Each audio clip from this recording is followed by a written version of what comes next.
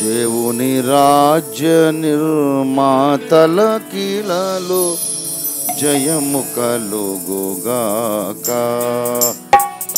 దేవుని రాజ్య నిర్మాతల కీలలో జయము కలుగుగాక. కృప కలుగునుగాక, కృప కలుగునుగాక. దేవుని రాజ్య నిర్మాతల కీలలో జయము కలుగుగాక. దేవుని రాజ్య నిర్మాతల కీలలో జయము కలుగుగాక. కృప కలుగునుగాక.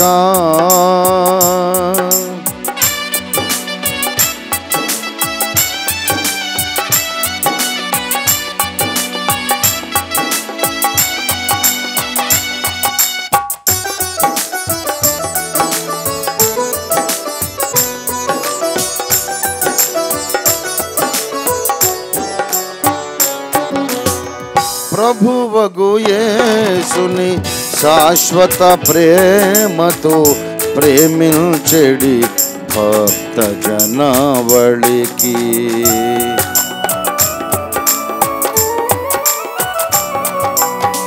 ప్రభువగు యేసుని శాశ్వత ప్రేమతో ప్రేమించెడి భక్త జనావళికి ప్రతి పాపంబును హృదయం తటితో ద్వేషించెడి ధన్యులకెల్లరికి.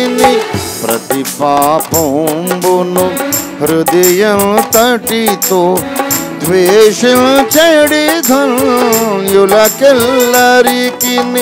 కృప కలుగునుగాక నిరతం, కృప కలుగునుగాక, కృప కలుగునుగాక నిరతం, కృప కలుగునుగాక.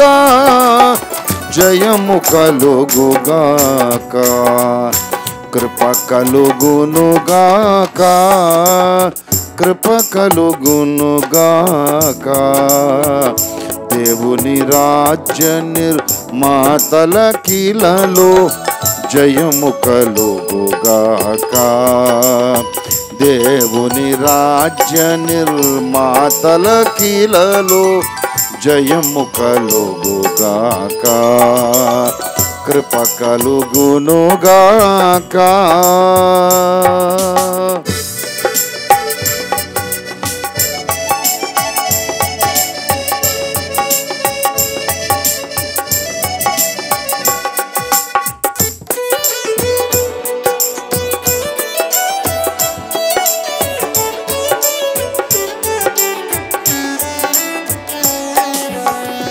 సత్యము కోరకై రోషము కలిగి ధ్వజమెత్తిన సంస్కరణార్థులకు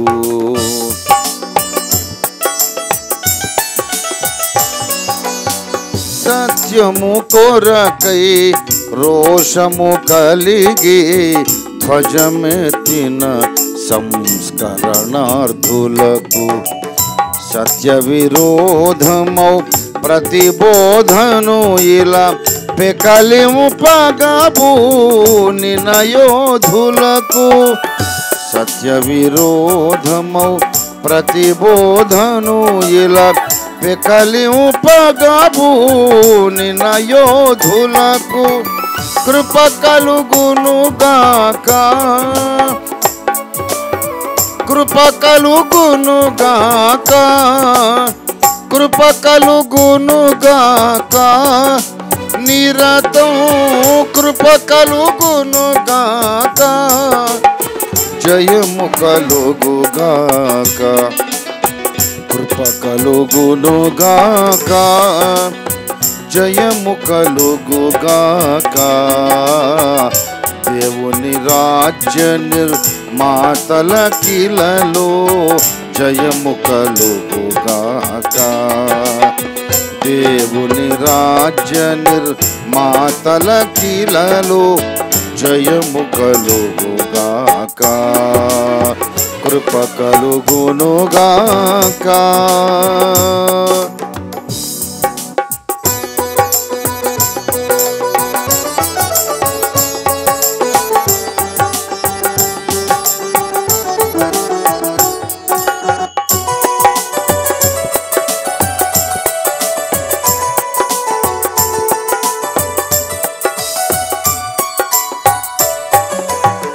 దేవుని కొరకై రోషము గలిగి దేవుని కొరకై లోకపు మమతలు త్రెంచుకొనిన దైవాత్మవశులకు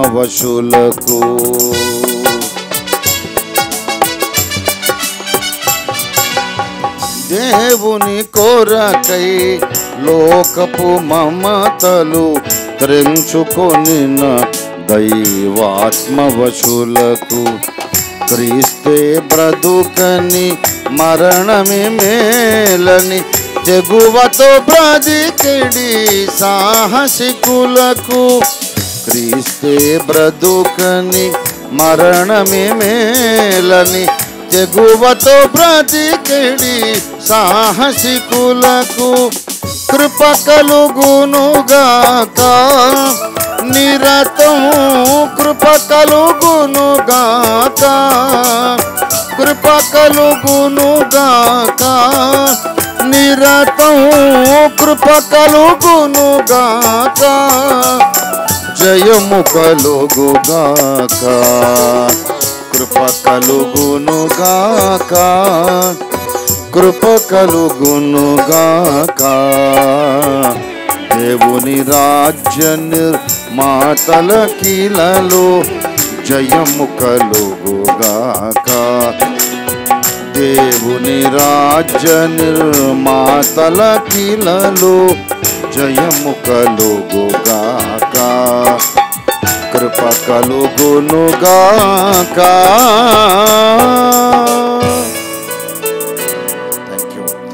హెబ్రీ పత్రిక 11వ అధ్యాయము 36, 37 వచనాలు నేనే చదువుతాను, చిత్తగించండి. మరికొందరు తిరస్కారములను, కొరడా దెబ్బలను, మరి బంధకములను, ఖైదును అనుభవించిరి. రాళ్లతో కొట్టబడిరి, రంపములతో కోయబడిరి, శోధింపబడిరి, ఖడ్గముతో చంపబడిరి. గొర్రె చర్మములను, మేక చర్మములను వేసుకొని దరిద్రులై ఉండి శ్రమపడి హింస పొందుచు అడవులలోను, కొండల మీదను, గుహలలోను, సొరంగములలోను తిరుగులాడుచు సంచరించిరి. అట్టివారికి ఈ లోకము యోగ్యమైనది కాదు. దేవుడు మన వినికిడిలో ఈ లేఖన భాగమును ఆశీర్వదించి ఫలింపజేయునుగాక. చిన్న మాట ప్రార్థన చేద్దాం. ప్రియులారా, ఏకీభవించండి. ప్రేమ కలిగిన మా మహాపరిశుద్ధ తండ్రి, జీవము కలిగిన మా మిక్కిలి గొప్ప దేవా, నీకు స్తోత్రములు చెల్లిస్తూ ఉన్నాం. మహిమగల మా తండ్రి, ఈ దినమున తెలంగాణ రాష్ట్ర అగాపే అభిషిక్త సేవకుల సదస్సు ఓఫిర్ మినిస్ట్రీస్ సెంట్రల్ చర్చ్ గ్రౌండ్స్లో ఈ రీతిగా నిర్వహించుకోవడానికి మీరు కృప చేశారు. ఎన్నెన్నో ఆటంకాలు, ప్రతికూల పరిస్థితులు ఉన్నవి. అకాడమిక్ ఇయర్ స్టార్ట్ అవుతున్నటువంటి ఘట్టమునైనా మరి అనేక మంది అనేక కారణాలతో రాలేకపోయినా గణనీయమైన సంఖ్యలో భౌతికంగా చాలామంది ఇక్కడికి విచ్చేశారు. చాలామంది దూరాన ఉండి కూడా ఆత్మలో ఏకీభవిస్తూ మరి ఫిజికల్గా రాలేకపోయిన వాళ్ళు కూడా మానసికంగా ఈ సభతో అనుసంధానము చేయబడి ఈ సందేశాన్ని వింటూ ఉన్నారు కనుక నీకు వందనాలు. ఇంకా దైవ సేవకులు కానివారు, సేవలో ఆసక్తి కలిగిన వారు, సేవకు సహకారులు, అభిషిక్తులు కాకపోయినా అభిషిక్తులను అభిమానించి అభిషిక్తుల మీద ఉన్న అభిషేకమును గౌరవించే సజ్జనులు ధన్యులు అనేక మంది వింటున్నారు. అందరినీ మీరు ఆశీర్వదించండి మా తండ్రి. కరుణగల మా కన్న తండ్రి, దిగిరండి, మాతో మాటలాడి ముందున్నటువంటి ఆధ్యాత్మిక మహాపోరాటానికి, అద్భుత ఘన విజయానికి మమ్మలందరినీ సిద్ధపరచమని యేసు అద్భుత నామంలో స్తుతించి ప్రార్థిస్తున్నాం తండ్రి. ఆమేన్. ప్రభునందు నాకు అత్యంత ప్రియులారా, చాలా కొద్దిసేపే నేను మాట్లాడతాను గనుక మీరు శ్రద్ధగా ఆలకించాల్సిందిగా నా మనవి. హెబ్రీ పత్రిక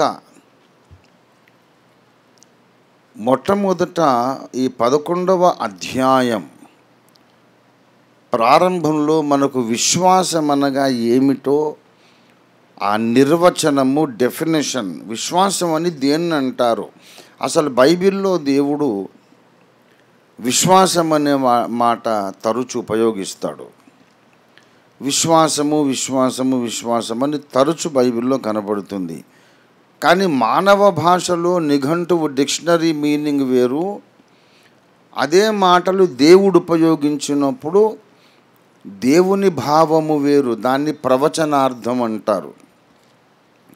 ప్రవచనార్థము, గూఢార్థము, అది ఆధ్యాత్మిక సాదృశ్య భావము. ఇంకా చెప్పాలంటే మార్మికమైనటువంటి దేవుని మనస్సులో ఉన్న భావం. దేవుని మనస్సులో ఏ భావం పెట్టుకొని ఈ మాట ఉపయోగించాడో ఆ భావము ఇంకొకటి ఏదో ఉంటుంది. ఆయన ఒక మాట పలికినప్పుడు మనకు తెలిసిన మానవ భాషలో అర్థం వేరే ఉంటుంది. అలా ఎందుకంటే దేవుడు ఉండే ఆ పరిధి, ఆ స్ఫియర్, ఆ జోన్ వేరు. మనము పాట పాడుకుంటాము, మహాఘనుడు, మహోన్నతుడు, పరిశుద్ధుడు, నిత్య నివాసి కదా. ఆ పాట గుర్తుందా? ఆ మాట ఇంగ్లీష్ బైబిల్లో ఎలా ఉంటుందంటే, నిత్య నివాసి అనే మాట ఇంగ్లీష్లో ఎలా ఉంటుందంటే, the one who inhabiteth eternity. The one who inhabiteth eternity. Inhabit అంటే నివసించుట, హ్యాబిటేషన్ అంటే నివాసము, ఇన్హాబిట్ అంటే నివసించుట. The one who inhabiteth eternity అంటే నిత్యత్వము అనే వేరొక పరిధిలో, వేరొక కోణములో, డైమెన్షన్లో నివసించువాడు అని అర్థం. అంటే దానికి రివర్స్ ఏంటంటే, కాలము అనే పరిధిలో మనము నివసించువారం. కాలము అనే పరిధిలో మనమున్నాము, నిత్యత్వము అనే పరిధిలో దేవుడున్నాడు. He belongs to another order of being. ఆయన ఉనికే వేరసలు. అందుకే ఆయన మనకు అగోచరుడు అంటుంది బైబిల్. ఆయన అర్థం చేసుకోవడానికి మనం ప్రయత్నం చేస్తాం. కాస్తో కూస్తో అర్థమైతే సంతోషపడతాం, ఆనందిస్తాము, మురిసిపోతాం. కానీ ఆయన మొత్తం మనకు అగోచరుడు. ఎందుకంటే అసలు ఆయన ఉన్నటువంటి ఆ పరిధి వేరు. మనం ఉండేది ఒక రూమ్, మనం ఉండే గది పేరు కాలము, ఆయన ఉండే గది పేరు నిత్యత్వం. అక్కడ టైం అనేది doesn't make any sense. Late అవుతుంది ప్రభువా అంటాం మనం కొన్నిసార్లు. లేట్ అంటే ఏంటిది అని అంటాడు ఆయన. లేట్ అంటే ఏంటిది కొడుక అంటే, చాలా టైం గడిచిపోతుంది కదా, ఇంకా టైం తక్కువ ఉంది కదా అని అంటే, అవునా టైం గడవడం ఏంటి, టైం తక్కువ ఉండడం ఏంటి, అసలు టైం అంటే ఏంటిది అంటాడు. ఎందుకంటే ఆయన రేపు అని నువ్వు అనుకుంటున్న ఆ సన్నివేశంలో ఆయన ఆల్రెడీ ఉన్నాడు. ఎల్లుండి రేపు నెక్స్ట్ ఇయర్ అని నువ్వు అనుకుంటున్నది ఉన్నది చూసా, అది ఆయన కళ్ళ ముందు ఆల్రెడీ ఉంది. ఆయన ఆల్రెడీ అక్కడ ఉన్నాడు.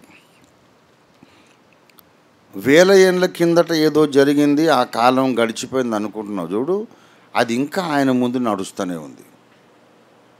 గతము ఆయన ముందు ఇంకా ప్రస్తుతమే, భవిష్యత్తు ఆల్రెడీ ఆయన ముందు నడుస్తూ ఉంది.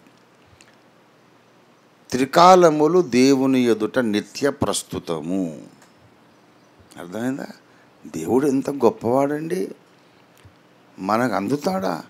అసలు ఆయన గురించి మాట్లాడుకోవడం, ఆయన గురించి చర్చించుకోవటం, ఆయన గ్రంథాన్ని చదవడం మన తాహతుకు అర్హతకు మించిన ఒక మహాభాగ్యం. అసలు మనం ఆయనకు అసలు ఏమాత్రం కూడా యోగ్యులము కాదు. ఎందుకు యోగ్యులం కాదంటే మారల్ స్టాండర్డ్స్ని బట్టి యోగ్యులం కాదు, అంటే నైతిక ప్రమాణాలను బట్టి యోగ్యులం కాదు. ఆయన పరిశుద్ధుడు, మనం పరిశుద్ధత అనే దానికి మనం మొత్తమే వ్యతిరేకం. జన్మ పాపులము, కర్మ పాపులము, స్వభావ పాపులము. అయితే ఈ మారల్ స్టాండర్డ్స్ పక్కన పెట్టండి, మన యొక్క అవగాహన శక్తి కూడా చాలా తక్కువ. అసలు మన డెఫినేషన్స్ వేరు, మన భావాలు వేరు. Very simple. నీ భార్య నిన్ను అర్థం చేసుకోవట్లేదు, నీ భర్త నిన్ను కష్టపెడుతున్నాడు, నీకు అప్పుల బాధ ఏంది, నీ పిల్లలు నీ మాట వినడం లేదు, నీకు చాలా మనశ్శాంతి లేదు, నిద్ర పట్టడం లేదు అని ఒక చీమను పట్టుకొని నువ్వు దానికి చెప్తే అర్థమవుతుందా? నీ మనోభావాలు చీమకి ఎట్లా అర్థం కావో, దేవుని మనోభావాలు మనకు అట్లాగా అర్థం కావు. మనకు చీమకున్నంత భేదము కంటే ఎక్కువ కాంట్రాస్ట్ దేవునికి మనకు ఉన్నది. అంత పెద్ద దేవుడు ఆయన. అటువంటి ఆయన వచ్చి దిగొచ్చి మీరు నా స్నేహితులు, నా తమ్ముళ్ళు, చెల్లెలు అన్నాడు. అది అసలు ఆలోచిస్తేనే గుండెలు అవిసిపోతాయి. నీకు మేము కావాలన్నా తండ్రి? చీమను నలిపినట్టు అట్ట నలిపి పడేసి మళ్ళీ కొత్త మానవ జాతిని చేసుకోవచ్చు ఆయన. పురుగు వంటి యాకోబు అన్నాడు. అది మన హోదా దేవుని ఎదుట. కానీ పడిపోయిన మనుషులను మళ్ళీ బాగు చేసి, పరిశుద్ధులను చేసి, నూతన జన్మనిచ్చి, అభిషేకించి, వీళ్ళని రాణిని చేసి, ఇదంతా ఈ హోప్లెస్ టాస్క్ ఎందుకు పెట్టుకున్నావు తండ్రి? పోతే పోయింది. ఆదాము హవ్వ తప్పు చేశారు, ఇద్దరే కదా. ఇద్దరిని పీక పీసుకేసి మట్లు పెట్టేసి మళ్ళీ కొత్త మట్టి ముద్ద తీసుకొని కొత్త ఆదామును కొత్త హవ్వను చేసుకోవచ్చు కదా. ఇదంతా ఎందుకు ఈ లంపటం అంతా? అంటే ఆయనకున్న అపారమైన ప్రేమ. లేదు, ఇలాంటి భ్రష్టమైన జాతిలో నుండి నాకు పట్టపురాణిని చేసుకుంటాను అని అసంభవమైన పనికి ఆయన పూనుకున్నాడు. సాధ్యము కాని వాటిని పూనుకొని సాధ్యపరుస్తాడు కాబట్టి ఆయనను ఘటన సమర్థుడు అంటారు. ఘటన అఘటన అంటే, అఘటన అంటే సంభవించడానికి వీలే లేని సంగతులను సంఘటించేటట్టు చేస్తాడు కాబట్టి that is the reason he is God. అందుకు ఆయన దేవుడు. దేవుడి స్తోత్రం కలుగును గాక. I love God, I worship Him, I admire Him, but I don't understand Him. मैं उनको इबादत करता हूँ, उनसे प्यार करता हूँ, उनकी सेवकाई करना चाहता हूँ, लेकिन मैं उनको समझ नहीं पाता हूँ. मेरा समझ का बाहर है. उतने बड़ा और महान प्रभु मेरा दोस्त, मेरा भाई बन गया.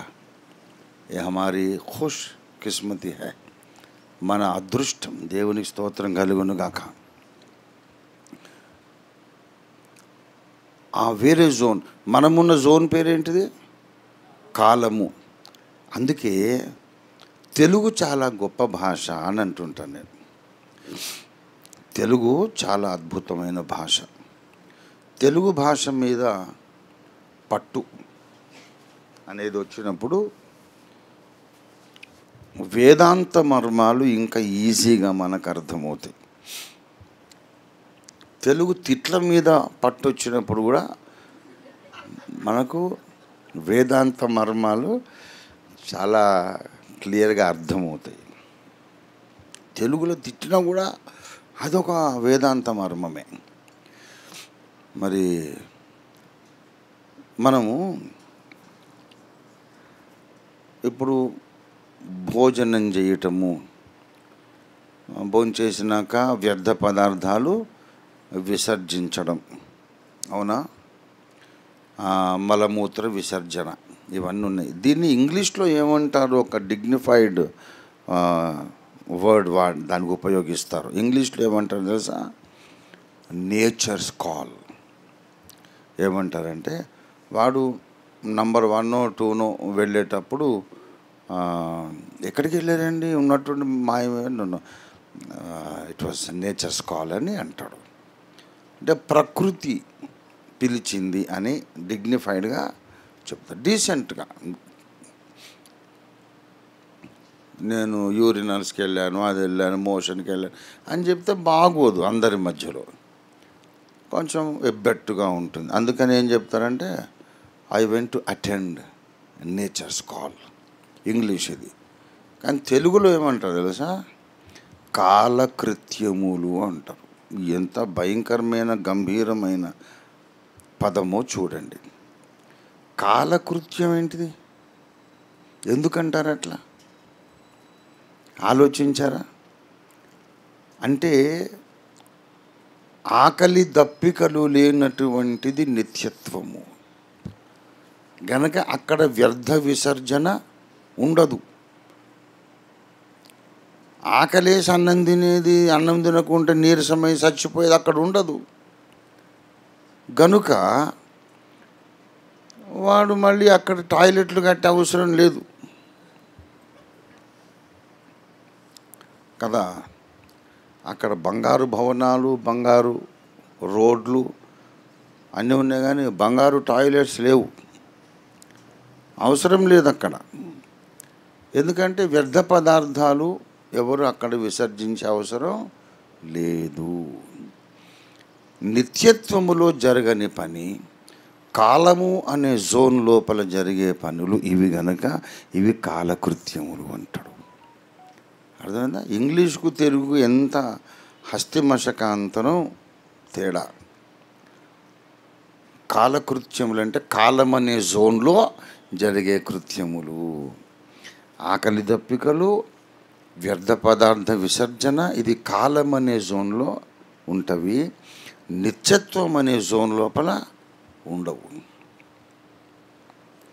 అక్కడ వ్యర్థం అనేది లేదు. మరి ఆకలేస్తే తింటాం కదా, అంటే తిన్నది 100% జీర్ణమైపోతుంది. జీర్ణం కాకుండా ఇది ఒంటికి అవసరం లేదు వదిలే అనేది ఉండద్దు అన్నమాట.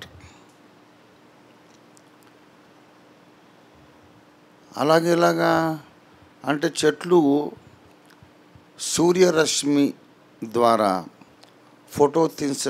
సింథసిస్ అంటాడు, photosynthetic production of food or nutrition. Photosynthesis అంటే కిరణజన్య సంయోగ క్రియ. శక్తిని జీర్ణించుకుంటుంది, కానీ చెట్టు మళ్ళీ వ్యర్థాన్ని విసర్జిస్తుందా? అలాగా. అంటే దేవుని కార్యములు ఎన్నెన్ని విధములుగా ఉన్నవి అని కీర్తనకారుడు అంటాడు. ఈ భూమి మీద ఉన్నటువంటి ప్రాణికోటి నాకు అవసరం అని తీసుకొని, ఇది లేకుంటే నేను చచ్చిపోతాను అని తీసుకొని అందులో సగాన్ని మళ్ళీ విసర్జిస్తుంది. నువ్వు తీసుకునే దాంట్లో సగమే నీకు ఉపయోగపడుతుంది, సగం నీకు ఉపయోగపడదు. అది అలా నీలో ఉంటే విషమైపోతుంది. అందువల్ల చాలా దుర్గంధము వ్యాపిస్తుంది. అయితే పరలోకము పరిమళ భరితం, దుర్గంధం అనేది ఉండదు. అక్కడ డ్రైనేజ్ కాలువలు అవసరం లేదు, అక్కడ ఎలాంటి దుర్గంధము ఉండదు. అయితే తీసుకుంటుంటారు చెట్లు తీసుకున్నట్టు, కానీ వ్యర్థము మళ్ళీ వదిలేయాలనేది లేదు. గనక మన శారీరక వ్యర్థ పదార్థాల విసర్జన నిత్యత్వములో జరగదు, కాలం అనే షెల్ లోపలనే జరుగుతుంది కనుక ఇది కాలకృత్యము అన్నాం. అంటే ఎందుకు ఇంతసేపు చెప్పానంటే ద ఇటర్నిటీ అనే జోన్ అనేది వేరు, నిత్యత్వం అనే పరిధి వేరు. అక్కడ ఉండేవాడు దేవుడు. ఇప్పుడు మానవ భాషలో మనతో మాట్లాడాలంటే ఎలాగ మాట్లాడాలి? ఆయన మనోభావాలు వేరు. మనకు తెలిసినటువంటి భాషలలో మన పదజాలములో ఒక మాటను సెలెక్ట్ చేసుకొని దేవుని మనస్సులో ఉన్న భావానికి దగ్గరగా, చాలా దగ్గరగా ఉన్నదనుకునే మాట తీసుకొని వాడతాడు ఆయన, చాలా క్లోజెస్ట్ టు హిజ్ ఫీలింగ్స్, కానీ ఎగ్జాక్ట్లీ కాదు. అది విశ్వాసం అంటే మానవ భాషలో నమ్మకము, విశ్వసించుట అంటే నమ్ముట. అయితే విశ్వాసం అనేది కేవలము ఏదో నమ్మడమే కాదు, దానికి ఇంకా లోతైన భావం ఉన్నది అని చెప్పి నిర్వచనముతో మొదలు పెడతాడు హెబ్రీ 11వ అధ్యాయం. విశ్వాసం అనున్నది నిరీక్షించబడు వాటి యొక్క నిజ స్వరం. అది ఏంటది అసలు? పిల్లి అంటే ఏంటిది నాన్న అని అడిగాడట చిన్నోడు వాళ్ళ నాన్నను. పిల్లి అంటే ఏంటిది నాన్న అంటే, పిల్లి అంటే ఆ మాత్రం తెలీదురా వెధవా, పిల్లి అంటే మార్జాలం రా అన్నాడట. పిల్లి తెలియనివాడికి మార్జాలం ఏం తెలుస్తుంది? మార్జాలమా, అదేంటిది డాడీ, ఓరి వెధవా, ఇన్నేళ్ళు వచ్చే ఆ మాత్రం తెలీదురా నీకు, మార్జాలం అంటే బిళాళమురా అన్నాడు. బిళాళం అనేది సంస్కృత భాష. ఆ బిళాళము నుండే బిల్లి వచ్చింది, పిల్లి వచ్చింది. అర్థమైందా? అయితే ఆ చిన్నోడికి పిల్లి అంటేనే తెలియదు. పిల్లి అంటే మార్జాలం అని అంటే ఆ నిర్వచనం అర్థం కావట్లేదు. అసలు మాట అయినా కొంచెం అర్థమైంది కానీ నిర్వచనం అసలే అర్థం కావట్లేదు. మా సంఘానికి ఒక ఫారిన్ బోధకుడు, ఫారినర్ ఒక ఆయన వచ్చాడు మా సంఘానికి. ఫారినర్ ఒక అమెరికన్ బోధకుడు వస్తే మా సంఘంలో ఒక సంఘ పెద్ద ఉండేవాడు. ఆయన నేను తర్జుమా చేయాలని ఎప్పుడు అనుకోబలాటం. ఆయనకు తర్జుమా రాదు, ఇవ్వకపోతేనేమో అలుగుతాడు, చర్చికి రాడు. ఇక ఇట్లా చేస్తుంటాడని చెప్పేసి మాకు చాలా ప్రాబ్లం ఉండేది ఆయనతో. ఎవరైనా మంచిగా తెలిసిన వాళ్ళు చెప్తారంటే వద్దు నేనే చెప్తానంటాడు. ఇక ఆయన ఏం చెప్తాడో అర్థం కాదు. తర్వాత ఒకసారి మా మామయ్యను తీసుకొని పోయినా నేను. తీసుకొని పోయి అక్కడ కూర్చుంటే మంచి బోధకుడు వచ్చాడు, ఈ ట్రాన్స్లేటరు ఉన్నాడు అక్కడ. ప్రసంగం అయిన తర్వాత బయటకు వచ్చినాక మామయ్య ఎట్లా ఉంది మెసేజ్ అని అడిగితే, అల్లుడా ఆ ఇంగ్లీష్ అన్నా కొంచెం అర్థమైంది కానీ ఈ ట్రాన్స్లేషన్ అసలు అర్థం కాలేదు.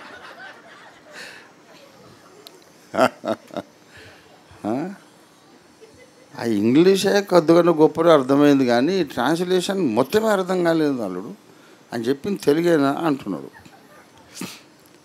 ఆ విధంగా కొన్నిసార్లు అర్థం ఏంటో చెప్పినప్పుడు ముందు మాటన్నా కొంచెం అర్థమైంది కానీ నువ్వు చెప్పిన నిర్వచనం ఆయనతో అందకుండా ఉన్నది అనే పరిస్థితి లాగుంది ఇది. విశ్వాసం అనగా ఏమిటంటే నిఘంటువు ఏం చెబుతుంది?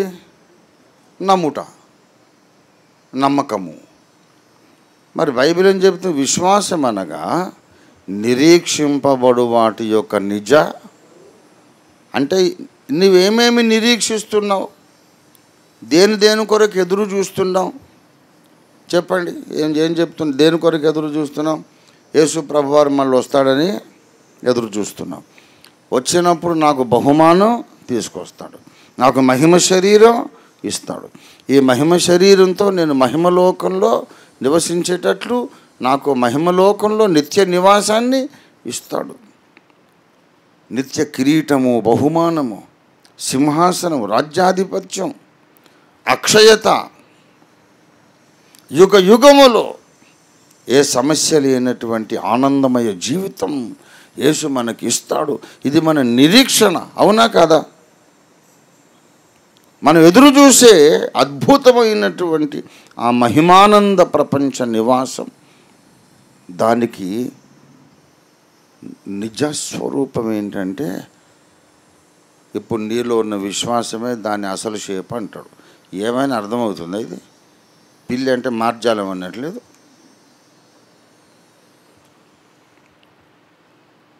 నిరీక్షించబడేదేమో పరలోక మహిమలు. ఆ మహిమల యొక్క రియల్ షేప్ ఏంటంటే నీలో ఉన్న విశ్వాసం. ఏదో కొంచెం లింక్ ఉన్నట్టు అనిపిస్తుంది, ఏంటో అర్థం కాకుండా ఉన్న పరిస్థితి. ఇంకొక మాట అన్నాడు, నిరీక్షింపబడు వాటి యొక్క నిజస్వరూపమును అదృశ్యమైనవి ఉన్నవి అనుటకు. నాస్తికుడు అంటాడు, కనిపించనిదేది లేదు, కళ్ళకు కనిపించేదే ఉన్నది. ఏదైనా ఉన్నదని నేను నమ్మాలంటే అది నా కంటికి కనపడాలి. నా కంటికి కనపడితే అది ఉన్నదని నేను నమ్ముతా. కనిపించనిది ఏది నేను ఉన్నదని నమ్మను. ఆత్మ అనేది దాన్ని చూపించు, ఆత్మ ఉందని నమ్ముతా. దేవుణ్ణి, దెయ్యాన్ని, స్వర్గాన్ని, నరకాన్ని చూపించు, చూడనిది నేను నమ్మను అంటాడు నాస్తికుడు. చూడనివి ఉన్నాయి అనడానికి రుజువేమిటి అంటాడు. పౌలు చెప్తున్నాడు, అదృశ్యమైనవి కొన్ని ఉన్నాయి అనడానికి రుజువు నీలో ఉన్న విశ్వాసమే. విశ్వాసమే రుజువు. అదేమిటి అంటే విశ్వాసము అనేది ఉన్నదంటే విశ్వసించవలసిన అవసరం ఒకటి ఉన్నది అన్నమాట. ఇప్పుడు ఫర్ ఎగ్జాంపుల్, ఇప్పుడు నా షర్టే ఉన్నది. షర్ట్ని తీసి హ్యాంగర్కు అక్కడ తగిలించి వెళ్ళిపోయాను. దానికి ఎవరైనా వచ్చి చూశారనుకోండి, ఈ షర్ట్ ఇలాగ ఉన్నది అని అంటే దానికి అర్థం ఏమిటి? ఈ షేప్లో ఒక శరీరం ఏదో ఉన్నది, ఒక చెప్పు ఉన్నది. ఆ చెప్పు ఉన్నదంటే ఆ షేపులో కాలు ఒకటి ఉంది కనుకనే ఈ షేపులో చెప్పు ఉంది. కొంతమంది నడవలేని వికలాంగులు ఉంటారు పాపం, వాళ్ళు చేతులతో కూడా నడుస్తారు. చేతులకు కూడా చెప్పు లాంటిది ఒకటి చేసుకుంటారు. దానికి వేళ్ళు పెట్టుకొని రింగు పెట్టుకొని ఇట్లా కాలు షేప్ ఉండదు, రౌండ్గా ఉంటుంది. దాని లోపల ఆ చేయి పెడతాడు. ఆ షేపులో చెప్పు తయారు చేశాడంటే అది చేతికి పెట్టే చెప్పు, కాలుకు పెట్టే చెప్పు కాదు. ఆ ఆకారములో వస్తువు ఉన్నదంటే ఆ వస్తువు అవసరమైన ఒక సిచ్యువేషన్ ఉన్నది. అవసరం లేకుండా ఆ గుండ్రటి చెప్పు ఎవడు చేస్తాడు? అవసరం లేకుండా ఈ కాలు ఆకారంలో చెప్పు ఎందుకు చేస్తారు? అవసరం లేకుండా ఈ కొలతలతో షర్ట్ ఎందుకు కుడతారు? వస్తువులు ఉన్నాయంటే వాటిని వాడుకునే అవసరం ఉంటేనే కష్టపడి ఎవరో వస్తువు చేశారు. మనలో విశ్వాసం అనే ఒక శక్తి ఉంది, ఒక మానసిక శక్తి. నమ్మడం అనే శక్తి మనందరికీ ఉంది. ఆర్టీసీ బస్సు ఎక్కుతాం, గొప్ప నమ్మకం ఏంటంటే ఆ డ్రైవింగ్ సీట్లో ఉన్నవానికి డ్రైవింగ్ వస్తుందని మన నమ్మకం కదా. పోయి అడుగుతామా, బాబు నీకు డ్రైవింగ్ సరిగ్గా వచ్చా రాదా? ఎన్నేళ్ళ అనుభవం ఉంది? అసలు డ్రైవింగ్ లైసెన్స్ ఉందా? ఏది కొంచెం నడిపించి చూపి తర్వాత ఎక్కుతాను నేను, నాకు నీ మీద నమ్మకం లేదు అంటే వాడు దిగిపో సార్, నీతో నాకు ఎందుకు ఈ పెంటాపో, గెటౌట్ అంటాడు. నేను ఇక్కడ ఉన్నానంటే నాకు వచ్చి అంతే. ట్రైన్ ఎక్కుతాం, ఎక్కి ఫోన్ చేస్తాం, ఇదిగో ట్రైన్ కదిలింది ఇప్పుడే 2 గంటల్లో నేను మన ఊర్లో దిగుతాను అంటావు. ఏమో ఎవరికి తెలుసు? నువ్వు దిగుతావో లేదో ఎవరికి తెలుసు? అది నీ నమ్మకం. ప్రతిదంతే. ఈ కుర్చీలో కూర్చున్నా, ఈ కుర్చీ నన్ను మోస్తుందని నా నమ్మకం. మంచంలో పడుకున్నాం, నా బరువు మోయడానికి దాదాపు 90 కిలోలు. ఆ మంచం బలంగా ఉందని నా నమ్మకం. లేకుంటే పడుకోను కదా. ఏమో కూర్చుంటే పట్టుకొని ఇరిగిపోతే ఎట్లా? నమ్మకముతోనే ఎన్నో పనులు మనం చేస్తున్నాం. నమ్మి హోటల్కి వెళ్ళాం, భోజనం ఆర్డర్ చేసాం, హ్యాపీగా తింటాం లొట్టలు వేసుకొని. మనకు గొప్ప నమ్మకం ఏంటంటే వాడు దాంట్లో విషం కలపలేదని నమ్మకం. వాడు డౌట్ ఉంది అనుకో, తింటావా నువ్వు? తిను. మన బ్రతికే విశ్వాసముతో నడుస్తోంది. మనకు తెలియనివి, మనము చూడనివి ఉన్నాయి అని నమ్ముతూనే అడుగు ముందుకేస్తున్నాం. ఈ శక్తి మన మైండ్కి ఎందుకుంది?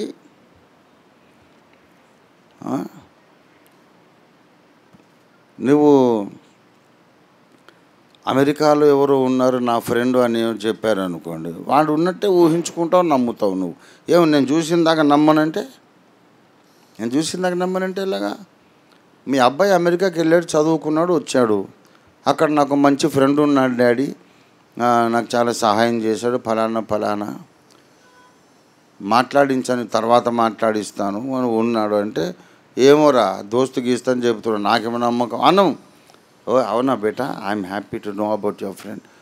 చూడలేదు. చూడని దానిని నమ్మడం. మా ఫిలిప్ అబ్రహం గారు, మా పాస్ట్ గారు ఒక సందర్భం చెప్పాడు. ఆయనకు కొడుకు పెళ్ళయింది, ఆయన అమెరికాలో ఉన్నాడు, ఆయన కోడలు గర్భవతి. ప్రసంగం చేస్తూ అంటాడు, అయ్యగారు నా మనవడిని నేను చూడనే లేదు, but I love my grand son. ఎక్కడున్నాడు మనవడు అంటే నా కోడల్లో ఉన్నాడు. ఏమో నేను చూశానా? నేను చూడలేదు, but I love my grand son. చూడని వాటిని ఎట్లా ప్రేమిస్తామంటే, మరి నా మనవడు ఇంకా పుట్టనే లేదు, నాకు కోడలు లోపల ఉన్నాడు, నా మనవడి కొరకు నేను ఎన్నో ప్లాన్స్ చేస్తున్నా. చూడకపోయినా నమ్మగలిగే శక్తి మన మైండ్కు ఉన్నదంటే, చూడకపోయినా నమ్మవలసిన అవసరం ఉన్నది అని అర్థం అన్నమాట. అది విషయం. కనుక విశ్వాసం అనేది ఒక రుజువు. నమ్మగలిగే శక్తి నీకున్నదంటే నమ్మవలసిన అవసరం ఉన్నదని. ఆ చెప్పు షేప్ అట్లా ఉందంటే కాలు షేప్ అట్లాగే ఉంది, ఈ అంగీ షేప్ ఇలాగ ఉందంటే ఒక బాడీ షేప్ అలాగే ఉంది. వస్తువును బట్టి దీని అవసరం ఏదో ఉన్నది అని ఎలాగ అనుకుంటున్నామో, నమ్మే శక్తి మనలో ఉన్నది కనుక అది ఎందుకున్నది? మరి చూడని వాటిని నమ్మే శక్తి మనకు ఎందుకున్నది అంటే, చూడకుండా ఎన్నిటినో నమ్మాల్సిన అవసరం ఉన్నది కనుకనే. చూడని వాటిని నమ్మినందుకే ఇవాళ అణు శాస్త్రము, ఆటమిక్ సైన్స్ అనేది డెవలప్ అయింది. అణువును చూడలేము, పరమాణువును అసలే చూడలేము, ఎలక్ట్రాన్ ప్రోటాన్ మనకు కనిపించదు. అయినా ఉన్నాయని నమ్మి ఇవాళ ఎంత సైంటిఫిక్ డెవలప్మెంట్ చేశారు. వేల కోట్లు, లక్షల కోట్ల రూపాయలు, డాలర్లు, పౌండ్స్ ఖర్చు చేశారు, depending on something which they have never seen, they can never see. చూడలేదు, చూసే అవకాశం కూడా లేదు. గనక చూడని వాటిని నమ్మే శక్తి మనకు సృష్టికర్త మనలో పెట్టాడు. గనుకనే జాన్ డాల్టన్ అనే సైంటిస్ట్ ఆటమ్ గురించి ఒక థియరీ ప్రతిపాదించాడు. జాన్ డాల్టన్ కూడా చూడలేడు. చూసే ప్రయత్నం చేస్తే అది దమ్మని పేలుడు సంభవించి వీడు ఆ ఊరంతా చచ్చిపోతారు. గనుక చూడని వాటిని చూసే శక్తి ఉన్నది కనుక చూడని అదృశ్య లోకం ఎంతో ఉన్నదని మనం నమ్మడానికి ఇది రుజువు అని అంటాడు. మళ్ళీ నెగేషన్ ఒకటి చెబుతాడు, దృశ్యమైనది గతించిపోతుంది కదా, కంటికి కనబడే ఈ ప్రపంచము గతించిపోతుంది కదా, గనక కనబడని ఆ ప్రపంచం ఉండడమే కాదు, అది శాశ్వతంగా ఉంటుంది అని కూడా చెప్తాడు. విశ్వాసము ద్వారా ఇవన్నీ కూడా మనం గ్రహించగలుగుతున్నాము. 2 కొరింథీ పత్రిక 4వ అధ్యాయము 2 కొరింథీ 4వ అధ్యాయము 18వ వచనం.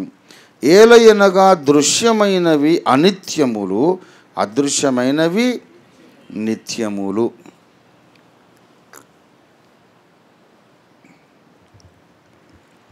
కంటికి కనిపించని లోకం ఉన్నది అనేది మొట్టమొదటి డిస్కవరీ. ఆ ఉన్నటువంటి లోకం ఎప్పటికీ గతించదు అనేది 2వ డిస్కవరీ. గతించదని ఎట్లా చెబుతున్నావు అంటే ఇక్కడ కనబడేది కనిపించనిది 2 ఉన్నాయి కదా, కాంట్రాస్ట్. కనబడేదల్లా గతించిపోతుంది గనక కనబడకుండా ఉండేది గతించకుండా ఉండాలి అనే లాజిక్. విశ్వాసం అంటే ఏమిటో చెబుతూ మనము నిరీక్షించుచున్నటువంటి, ఎదురు చూస్తున్నటువంటి మహిమానంద ప్రపంచానికి నిజస్వరూపం అని ఎందుకన్నాడు అంటే, మనం కలలు కంటున్నటువంటి, ఆశిస్తున్నటువంటి అద్భుత మహిమా ప్రపంచం ఒకప్పుడు దేవుని మనస్సులోనే ఒక ఊహగా, ఒక ఆలోచనగా రూపుదిద్దుకున్నది.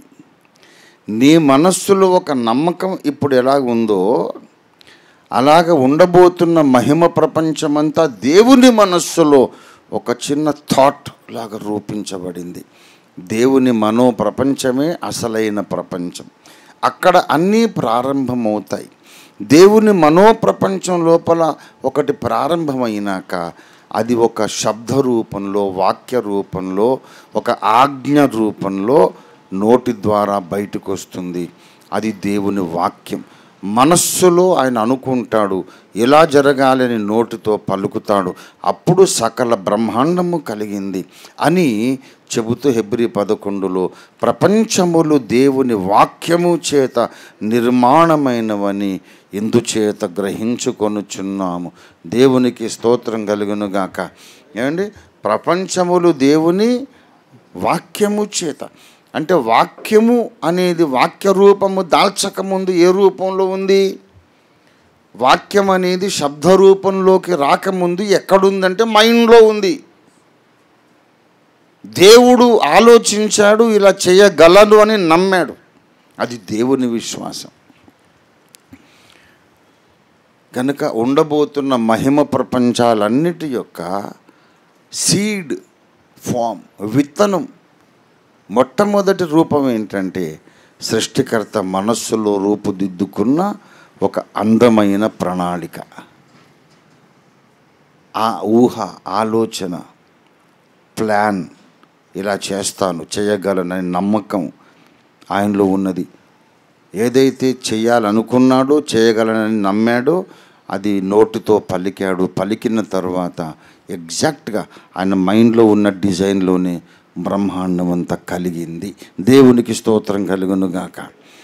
గనక కనిపించని ప్రపంచం అసలు మొట్టమొదట దేవుని మనస్సులో ఉన్న మనోప్రపంచం అన్నమాట. ఇంత నిర్వచనం చెప్తాడు. ఇంకా అర్థం కాదు. అర్థం కావాలంటే చాలా కష్టమైన సబ్జెక్ట్. ఈ విశ్వాసం అనేది ఏమిటి అనంటే, విశ్వాసము ద్వారా గ్రహించుకొనుచున్నాము. తర్వాత కొన్ని విషయాలు చెబుతాడు. ఇక్కడేమో 3వ వచనం చూడండి, విశ్వాసము చేత గ్రహించుచున్నాము. తర్వాత విశ్వాసము ద్వారా అదృశ్యుడైన వానిని చూస్తాం మనం. 27 విశ్వాసమును బట్టి ఇతడు అదృశ్యుడైన వానిని చూచుచున్నట్టు స్థిరబుద్ధి గలవాడై. అండి, విశ్వాసమును బట్టి మనము చూస్తాము. విశ్వాసాన్ని బట్టి కొన్ని పనులు చేస్తాం. విశ్వాసాన్ని బట్టి నీతి కార్యములు జరిగిస్తామట. 33లో వారి విశ్వాసము ద్వారా రాజ్యములను జయించిరి, నీతి కార్యములను జరిగించారు. చూచుట అంటే కన్నుతో చేసే పని. అంటే కంటితో ఏం చేస్తామో విశ్వాసంతో అదే చేస్తాం. అంటే కన్ను జ్ఞానేంద్రియము, విశ్వాసమే మన జ్ఞానేంద్రియం. కర్మేంద్రియాలతో మనం కొన్ని పనులు చేస్తాం, నీతి కార్యములు చేసి, అంటే విశ్వాసమే మన కర్మేంద్రియం. అంటే 5 జ్ఞానేంద్రియాలు కూడా విశ్వాసమే, 5 కర్మేంద్రియాలు కూడా విశ్వాసమే. విశ్వాసమే మన చేతులు, విశ్వాసమే మన కాళ్ళు, విశ్వాసమే మన నోరు, విశ్వాసం మన చెవులు, విశ్వాసమే మన కళ్ళు, మన ముక్కు, మన చర్మము. విశ్వాసమే అదృశ్య లోకంతో మనకున్న కాంటాక్ట్. విశ్వాసం ద్వారా ఈ లోకం ఎవరిని చూడజాలదో ఆయన్ని మనం చూస్తాం. ఈ లోకము ఎవరి స్వరాన్ని వినడానికి దానికి చేత కాదో ఆ దేవుని స్వరాన్ని మనం విశ్వాసం ద్వారా వింటాం, దేవునితో నడుస్తాం. దేవుని బిడ్డలారా, విశ్వాసం అనేది ఒకరి లోపలికి వచ్చినప్పుడు ఈ లోకస్తులు చూడలేని వాటిని అతడు చూస్తాడు, ఈ లోకస్తులు చేయలేని పనులు అతడు చేస్తాడు. అంతవరకు బాగానే ఉంది. ఆ గొప్ప కార్యాలు ఏమిటి అని అంటే ఇంకా ఎన్నెన్నో సంగతులు చెబుతున్నాడు. దీని మీద ఒక గ్రంథమే రాయాలి అని చాలా రోజుల కిందటనే నేను చెప్పాను. చాలా జటిలమైనటువంటి సబ్జెక్ట్ ఇది, అవసరమైన సబ్జెక్టు, చాలా మనకు ఆనందకరమైన, సంతృప్తికరమైన, బలాన్ని కలిగించేటటువంటి సబ్జెక్ట్ ఇది. అయితే ఇప్పుడు మన అంశంలోకి, మన ప్రస్తుత అంశంలోకి రావడానికి అనేక విషయాలను నేను దాటవేస్తున్నా. దేవునికి స్తోత్రము. మరి విశ్వాసం ద్వారా హనోకు దేవునితో నడిచాడు. విశ్వాసము ద్వారా హేబెలు దేవునికి ఇష్టమైన బలి అర్పించాడు. అంటే ఏది దేవునికి ఇష్టమో అది హేబెలుకు అర్థమైంది, అది విశ్వాసం. ఏది దేవునికి ఇష్టమో అది కయ్యూనుకు అర్థం కాలేదు. ఎందుకు అర్థం కాలేదు? వానికి విశ్వాసం లేదు. విశ్వాసము హేబెల్లో ఉంది కనుక దేవుని మైండ్లో ఆయన ఏది కోరుకుంటున్నాడో ఇతనికి, హేబెలుకు అర్థమైంది. కనుక దేవుని మనస్సులో ఏమున్నదో నేను చూడడానికి నాకున్న కన్నులే విశ్వాసం. అంత గొప్పది విశ్వాసం అంటే. కేవలం నమ్మకం కాదు, అందరికీ విశ్వాసం ఉంటుంది.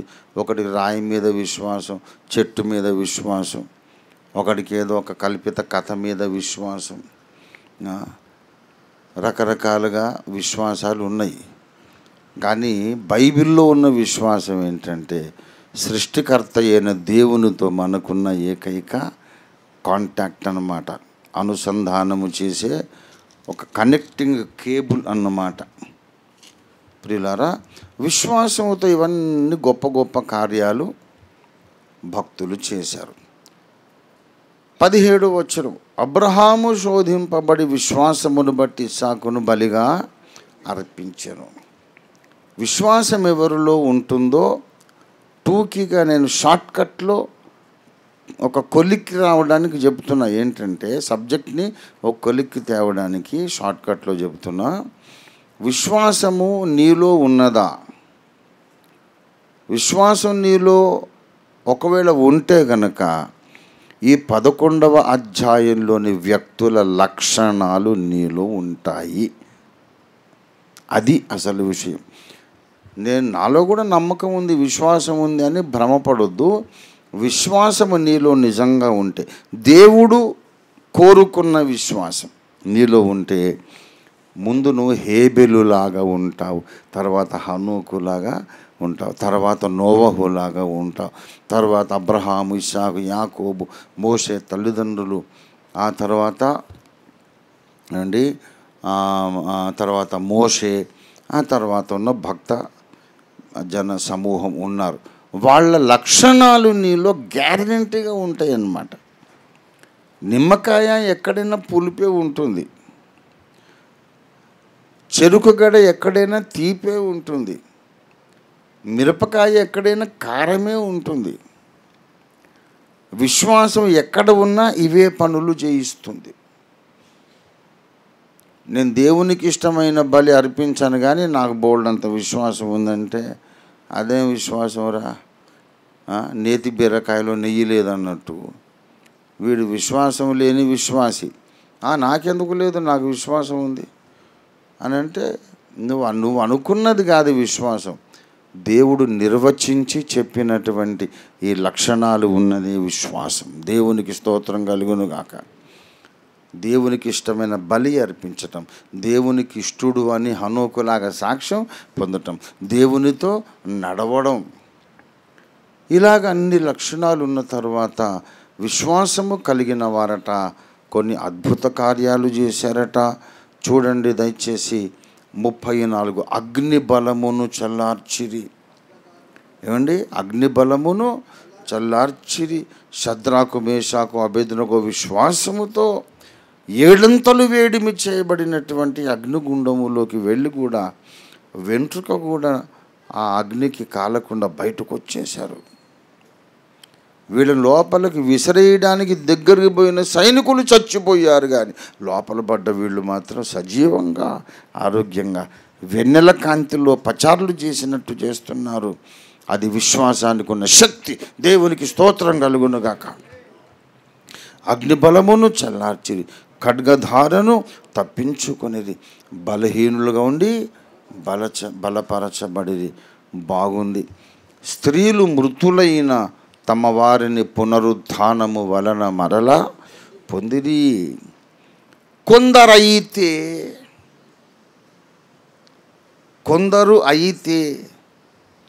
But there are some more people. ఇంతవరకు ఈ భూమి మీద బాగా గమనించాలి, ఈ భూమి మీద పాజిటివ్గా ఆశాజనకంగా ప్రోత్సాహకరంగా ఎంకరేజింగ్గా కనిపించే విషయాలు చెప్పాడు. విశ్వాసం వారిలో ఉంది కనుక ఎన్నో గొప్ప కార్యాలు చేశారు, రాజ్యములను జయించారు. అగ్నిగుండంలో విసిరివేయబడి కూడా సజీవంగా బయటకు వచ్చారు. సింహాల నోళ్లను మూశారు, ఖడ్గధారను తప్పించుకున్నారు. విశ్వాసం ద్వారా ఈ భౌతిక ప్రపంచంలో వాళ్ళు క్షేమస్థితిలో ఉన్నారు. కొందరు అయితే అంటే ఇక డిఫరెంట్ సబ్జెక్టులోకి వెళ్ళిపోతున్నాడు. కొందరైతే విడుదల పొందనొల్లక, అది విశ్వాసమే. కొందరు విశ్వాసము ద్వారా సింహాల నోళ్లను మూయించేశారు, అగ్నిబలమును చల్లార్చినారు. మరికొందరు అగ్నిబలమును చల్లార్చడం ఎందుకు తండ్రి, నేను ఆహుతైపోతానన్నారు. సింహముల నోళ్లను మోయడం ఎందుకు తండ్రి, నేను సింహానికి ఆహారం అయిపోతానన్నారు. ఇది విశ్వాసమే. అగ్నిబలమును చల్లార్చి బయటకు వచ్చిన వాడిని విశ్వాస వీరుడని మనం ప్రశంసిస్తున్నాము కదా. అగ్నికి ఆహుతైపోయిన ఆది కాలపు హతసాక్షులను నువ్వు ప్రశంసించగలవా? అది గొప్ప కార్యమని నువ్వు అనుకుంటావా? అగ్నిగుండంలో పడి బయటకు వచ్చిన వాడు హీరో, మన దృష్టిలో హీరో. వాడు మహానుభావుడు, పరాక్రమశాలి, బలశాలి, అద్భుతమైన కార్యం చేశాడు. షహబాష్, చప్పట్లు కొట్టేస్తాం. కానీ అగ్ని ముట్టించబడి బూడిదై చచ్చిపోయిన వాళ్ళని చూసి వా ఎంత బాగా నీవు అర్పించుకున్నావయ్యా అని చప్పట్లు కొట్టగలరా? ఇది విశ్వాసమే అంటున్నాడు. సింహము యొక్క నోళ్లను వాడు మోయటానికి కారణం వాళ్ళలోని విశ్వాసం అనే శక్తి. సింహాల నోళ్లను మోయనక్కర్లేదు తండ్రి, నేను ఆహారం అయిపోతా అని వెళ్ళడానికి కూడా కారణం అతడిలో ఉన్న విశ్వాసం అనే గొప్ప శక్తి. దేవుని అంశ విశ్వాసం అంటే, విశ్వాసము ఎప్పుడు ఎలా ప్రవర్తిస్తుందో మనము ఖచ్చితంగా నిర్వచించలేము. This is the point this afternoon. ఒక ఫిక్స్డ్ కైండ్ ఆఫ్ యాక్టివిటీ ఉండదు విశ్వాసానికి. విశ్వాసం ఇలాగే ఉంటుందని మనం చెప్పలేము. విశ్వాసం హేబెలులాగా ఉండాలి, హనోకు లాగా ఉండాలి, నోవహులాగా ఉండాలి, కరెక్టే. కానీ కొన్నిసార్లు వేరే విధంగా, అంటే దేవునికి ఇష్టమైన బలి అర్పించే దగ్గర భేదం ఉండదు, దేవునికి ఇష్టలమై నడిచే దగ్గర అక్కడ భేదం ఉండదు. కానీ దేవునికి ఇష్టలుగా నడవడానికి ఏం చెయ్యాలి అనే దగ్గర తేడా వస్తుంది. అర్థమైందా మీకు? జాగ్రత్తగా మాట్లాడుతున్నాను, జాగ్రత్తగా అర్థం చేసుకోవాలి, గుర్తుపెట్టుకోవాలి. హనోకు దేవునికి ఇష్టడని సాక్ష్యం పొందెను. అయితే ఇష్టలుగా దేవునికి ఇష్టమైన వారుగా ఉండడానికి ఒక్కొక్క తరములో ఒక్కొక్క రకంగా విశ్వాసం ప్రవర్తించాల్సి వస్తుంది. Is that clear? దేవునికి ఇష్టలుగా ఉండడానికి పాత నిబంధనలో ఒక రకంగా, కొత్త నిబంధనలో ఇంకొక రకంగా ఆ విశ్వాసం ప్రవర్తిస్తుంది. మరి దేన్ని బట్టి ఆ వ్యత్యాసం నిర్ణయించబడుతుంది అంటే ఆ సమయానికి దేవుని చిత్తమేమిటో దానిని ఈ విశ్వాసం జరిగిస్తుంది. దేవునికి స్తోత్రం కలుగును గాక. విశ్వాసానికి సొంత మైండ్ ఉండదు. దేవుని మైండ్ నుంచి వచ్చే ఆ రిమోట్ కంట్రోల్, అక్కడ నుంచి ఈ విశ్వాసం ఆదేశాలు తీసుకొని భిన్న విభిన్నంగా దేవుని సంతోషపరుస్తుంది. దేవునికి స్తోత్రం కలుగును గాక. భిన్న విభిన్నంగా దేవుని సంతోషపరుస్తుంది. షద్రకు మేషకు అబేద్నెగో ఒక విధంగా దేవుణ్ణి సంతోషపెట్టారు, అగ్ని బలమును చల్లార్చి. ఆదిమ సంఘ విశ్వాసులు ఇంకో రకంగా దేవుణ్ణి సంతోషపెట్టారు, అగ్నికి ఆహుతైపోయి సంతోషపెట్టారు. నీలో విశ్వాసం అనేది ఉంటే నువ్వు దేనికైనా సిద్ధపడాలి. విశ్వాసముతో భక్తులు చేసిన గొప్ప కార్యాలలో అనూహ్యమైన ఒక విషయాన్ని పరిశుద్ధాత్మ దేవుడు రాయించాడు. ఏమిటంటే విడుదల పొందనొల్లక, ఒల్లక అంటే కోరక, ఇష్టపడక. విడుదల పొందాలని కోరుకోలేదు, విడుదల పొందాలని ఇష్టపడక యాతన పెట్టబడిది. ఏమండి? మరికొందరు తిరస్కారములను అనుభవించి సమాజం తిరస్కరించింది. తర్వాత కొరడా దెబ్బలు తిన్నారు, బంధకములు ఖైదును అనుభవించిరి, రాళ్లతో కొట్టబడిరి, రంపములతో కోయబడిరి.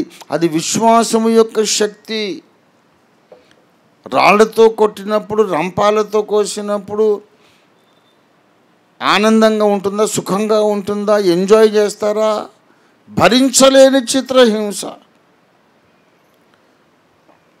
చిత్రహింసను అనుభవిస్తూ కూడా ప్రభువైన యేసును గట్టిగా పట్టుకోవడం విశ్వాసము చేసే శూరకార్యం. దేవునికి స్తోత్రం కలుగును గాక.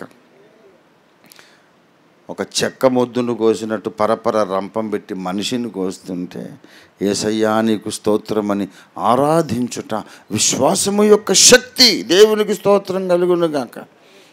చిన్న చిన్న విషయాలకే దేవుణ్ణి వదిలేస్తున్నారు. ఏం కష్టమైంది నీకు? ఏమి యాతన పెట్టారు నిన్ను ఎవరైనా? ఈ రోజుల్లో విశ్వాస భ్రష్టులనే వాళ్ళు అనేక మంది కనబడుతున్నారు. కడవరి కాలముల్లో కొందరు విశ్వాస భ్రష్టులగుదురని ఆత్మతేటగా చెప్పుచున్నాడు. దేవుడు అన్ని అన్నం, భోజనం, వస్త్రం అన్నీ నీకు సమృద్ధిగా ఇచ్చిన తర్వాత యేసును వదిలేస్తున్న భ్రష్టులు ఉన్నారు. కానీ ఆదిమ శతాబ్దం, మొదటి శతాబ్దంలో 2000 ఏళ్ల కిందట క్రైస్తవ సంఘ ప్రారంభ దశలో పస్తులు ఉన్నారు కానీ యేసును వదిలిపెట్టలేదు. వస్త్రహీనతతో బాధపడ్డారు కానీ యేసును వదిలిపెట్టలేదు. రాళ్లతో కొట్టబడ్డారు కానీ యేసును వదిలిపెట్టలేదు. రంపాలతో కోయబడ్డారు కానీ యేసయ్యను వదిలిపెట్టలేదు. రంపాలతో పరపర కోస్తుంటే కూడా యేసును వదిలిపెట్టలేదు. అగ్ని ముట్టించి స్తంభాలకు గట్టి తారుబూసి అగ్ని ముట్టిస్తే కాలి బూడిదైపోయారు. కానీ ఆ వేదనలు ఒళ్ళంతా కాలిపోతున్నప్పుడు వేదనలోని స్తుతులు పాడినారు. This is a historic fact. నేను ఎన్నోసార్లు చెప్పాను, మళ్ళా చెబుతున్నా, మీకు అవకాశం ఉంటే తప్పకుండా కోవాడీస్ అనే సినిమా మీరు చూడాలి. ఆదిమ సంఘ హింసలను గూర్చి రోమా ప్రభుత్వం ఎలా హింసలు పెట్టిందో ఆ మూవీలో దాన్ని పిక్చరైజ్ చేశారు. చూసిన వాళ్ళు ఉంటే చేయొద్దండి, చూస్తాను నేను. యాకోబాయ్ చూశారు, నన్న మధు, కొంతమంది పైడిరాజు, కొంతమంది చూశారు. మిగతా వాళ్ళు కూడా చూడండి తప్పకుండా. నేను ఏడ్చాను ఆ సినిమా చూసి. ఇది చారిత్రక సత్యం. బగ్గున మంటలు అంటుకొని వాళ్ళు మండిపోతూ కాలిపోతూ పాటలు పాడారు, స్తుతులు పాడారు.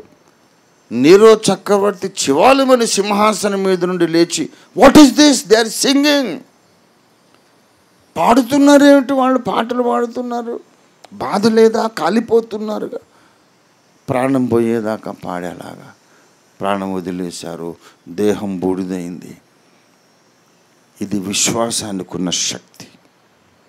విశ్వాసానికి ఉండే శక్తి ఏమిటంటే, బాగా గమనించాలి. విశ్వాసానికి ఉన్న శక్తి ఏమిటంటే, ఈ సింహాల నోళ్ళు మూయటం, అగ్నిబలమును చల్లార్చడం, ఎర్ర సముద్రం చీల్చటం, ఇదే గొప్ప శక్తి అనుకుంటాం మనం. అసలు అది కాదు. విశ్వాసానికి ఉన్న అసలైన శక్తి ఏమిటంటే, పరిస్థితులు ఎలా మారినా రక్షకుణ్ణి వదలకుండా గట్టిగా పట్టుకొని హత్తుకొని వెంబడించడమే విశ్వాసానికి ఉన్న అసలైన శక్తి. దేవునికి స్తోత్రం కలుగునుగాక. హల్లెలూయా. విశ్వాసానికి ఉండే శక్తి ఏంటంటే, అన్ని పరిస్థితుల్లో రక్షకుణ్ణి హత్తుకోవడం. నా ప్రాణము నిన్ను అంటి వెంబడించుచున్నదని దావీదు చెప్పినట్లు. ప్రియులారా, విశ్వాసంతో వాళ్ళు గొప్ప కార్యాలు చేశారు. ఏమిటో తెలుసా? ప్రార్థనలకు జవాబు పొందారు, శ్రమ నుండి విడుదల పొందారు. కానీ అంతకన్నా గొప్ప వ్యక్తీకరణ, విశ్వాసము సాధించిన శూర కార్యం ఏంటంటే, దేవుడు దిగివచ్చి పరిస్థితులను మార్చకపోయినా సరే, దేవుడు మన కొరకు అద్భుతాలు చేయకపోయినా సరే, దేవుడు మన కొరకు శత్రు సంహారము చేయకపోయినా సరే, నేను నాకున్న మానవ శక్తితోనే, మానవ బలముతోనే నా దేవుని సేవ చేస్తాను. దేవుడు సహాయం చేస్తే మంచిదే. ఒకవేళ మన మీదకి వచ్చిన శత్రువులను దేవుడు దిగివచ్చి చంపేస్తే మంచిదే. అలా కాలేదనుకో, మరి అప్పుడు ఏం చేయాలంటే, వీళ్ళు సొరంగాలలో, కొండ గుహల్లో సంచరించారట. అది కూడా విశ్వాసము చేసిన శూర కార్యం.